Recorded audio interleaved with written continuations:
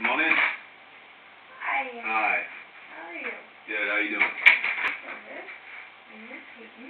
Hey, Peyton. Nice to meet you. I'm Coach John. Chair.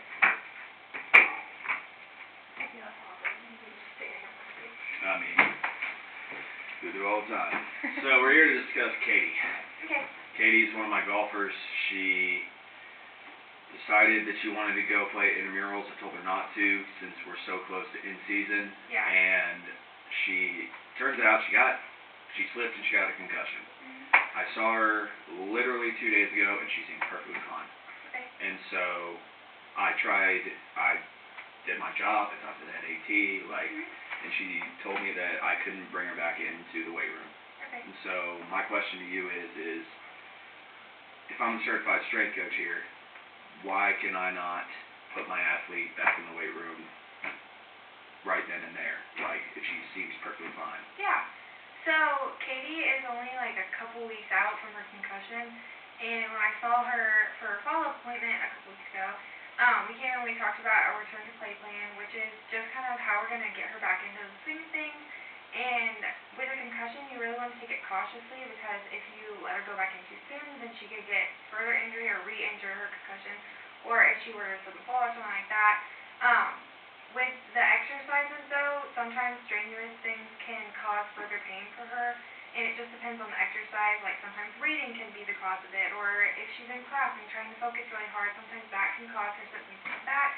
And what we're really trying to steer towards is getting rid of those symptoms completely for at least a week, with no symptoms at all before she can start returning to activity. And so the way that a normal rehab protocol will go is that she starts off with light activity, and if she can go for 24 hours with no symptoms with that light activity, then you can progress to a little bit heavier, and then a little bit heavier, and so on and so forth. But if she does have that pain, then you have to start all the way back at the beginning, so she would have to go a full day with no symptoms before she could do any sort of activity again. And when we wrote the rehab plan, I wrote that in there for her, just kind of explaining how that works, and she talked about how she likes to run a lot, so we talked about integrating that, because I know that she also does student teaching, so she's on her feet a lot all the time anyway, so she's kind of having that extra brain activity that you might not have as just a normal college student. So I know that it's really important for her to get back in, especially with season coming up, because I know that you guys want to go ahead and start getting them back in the swing of things, especially getting really close. You want to work more cohesively as a team, and I know that your role is very important too, especially with making sure that she meets those goals before season starts. But we're just kind of taking it slow just to make sure that that re-injury doesn't happen and that she doesn't have symptoms again, because it is important just for her mental health overall that she make sure that she waits that certain amount of time.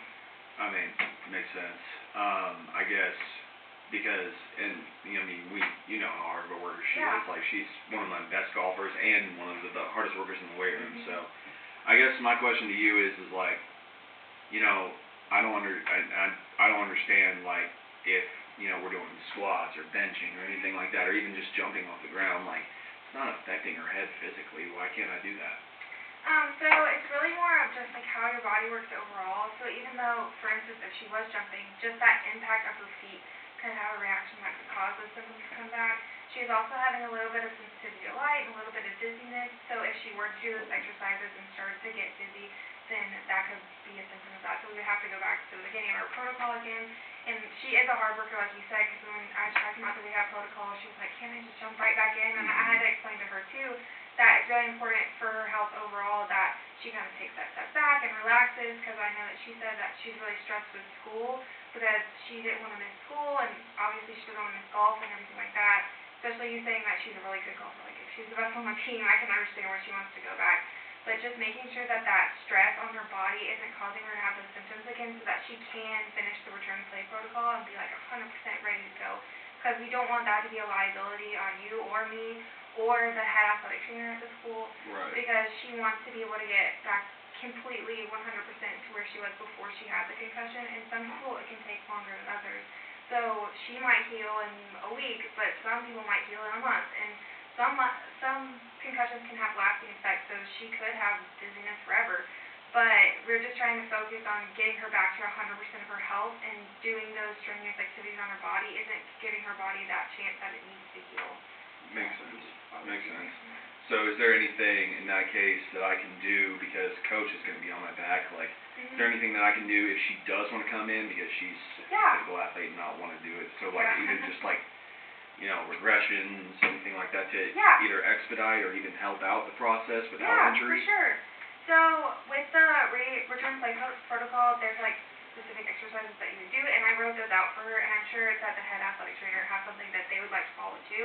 And if you look at that, then you can definitely pick exercises that coincide with that, and just making sure that when you go into it, you understand that if she's having symptoms, then she needs to stop right away, and then kind of start the process over and wait 24 hours with no symptoms before she tries again. But that's a really good idea to incorporate her in that strength and conditioning, because, you know, you kind of feel left out when you can't come to things on the team. Makes And so sense. incorporating her in that during those team workouts, even though she may not be doing the same thing, could still benefit her because she's still with the team and kind of has that team atmosphere, which can actually boost her getting back to her health. Just because, like, you know, mentally when you're trying to heal, if you're in a good headspace, then you're more likely to heal than if you're like, oh, this is going to suck, like, it's going to take forever. So putting her with the team could really benefit her, as long as you just follow those progressions, and if she does have those symptoms, making sure that you start back at the beginning so you don't cause further. Makes sense. Makes sense. And so if she does show symptoms in the weight room, can I just send her to you, or? Yeah, that's fine. If you want to send her to me, that's perfectly okay. If you want to send her home, that's okay too. Just making sure that when she goes home, if she has somebody there, just check on her and make sure that her symptoms don't progress any further. Because if they do progress, like if they get worse over time, then we need to go ahead and take her to the hospital just to make sure it's not more serious. But if it's just like she's kind of having symptoms coming back and then they progressively get better, then that's okay. But you're welcome to send her to me, and I can check up on her and see kind of where we're at. And I have a scat, which is what we record her concussion symptoms on, just so that we have documentation of everything.